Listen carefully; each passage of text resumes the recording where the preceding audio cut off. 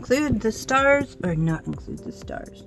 I'm having to hold my phone because I have to have it on a charger. It's almost dead, and I didn't realize it, but this is my time that I usually try to record a little bit for the daily vlog. Today, I just should have stayed home. I would say probably normally I'm a pretty easygoing person, but when I get out in public and people are just blatantly rude on purpose, I start getting hot under the collar. I know there are some family members that handle things quite differently than I do. When you're shopping, you're at the store and you're shopping, and you just need one thing in an aisle. And there's a family of 3 people, and one of them is getting something off the shelf. The other one is pacing back and forth down the aisle, taking up the other lane of the aisle. And they have a child with a shopping cart who purposefully blocks the aisle with the shopping cart so that you cannot get by. I mean, it's rude. And I say, excuse me. I squeeze by to go get the item, and then I come back by, and it's almost like they're taunting my son with their shopping cart. This boy who's rude, taunting my son, and of course, I can't help myself. I got hot about it. And I said, excuse us, please. And then I walked away and I said, that's kind of rude for blocking the aisle. And I said it walking away. That's just a coward move. I should have just turned and looked at the parents and said, hey, get your child. But I didn't do that. I'm disappointed in myself. But that wasn't the thing that really got me hot. That was just the tip of the iceberg. When we left the store and I was driving away, I was in one of those situations where there's 2 left turning lanes. I was in the rightmost turning lane, and there was a guy, I think, in a big truck in the leftmost lane. There's a dotted line between the lanes. Everybody knows you don't cross over that lane when there's 2 turning lanes. You just don't cross over. Doesn't everybody know that? But no, apparently the guy in the big truck didn't know that because he pushed me. I honked my pathetically weak horn. I need to get a new horn for that car. Nobody can hear it. And even if they could hear it, they would just laugh. You know how I know this? Because I laugh at it. It's pathetic.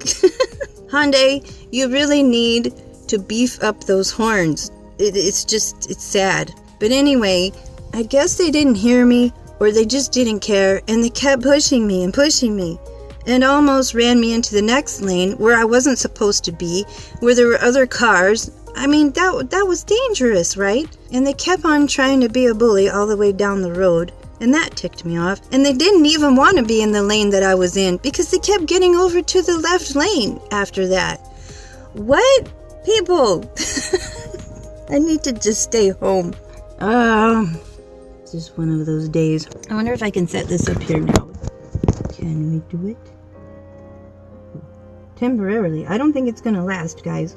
Alright, this calls for a beverage. This day calls for a beverage. So, I'm not gonna do well in public. So it's just as well that I just work from home and mind my own business.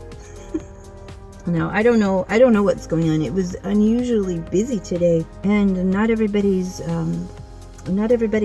focused. So I guess I'll give them a pass. I probably have my moments too. I'm sure I have my moments too. So I forgive them. Sorry for being cranky. It's just that I just got back from that incident, and it's still fresh on my mind. And I didn't have the GoPro on. What's wrong with me? That would have been great footage. Maybe not. You would think other people would care about their own vehicles, but apparently they don't care about anything. What are some things that frustrate you guys when you're out and about? Do you have similar situations that just irk you to no end? Or are you more of a forgiving type person and you just let things go? I know a lot of people who are able to kind of let things go.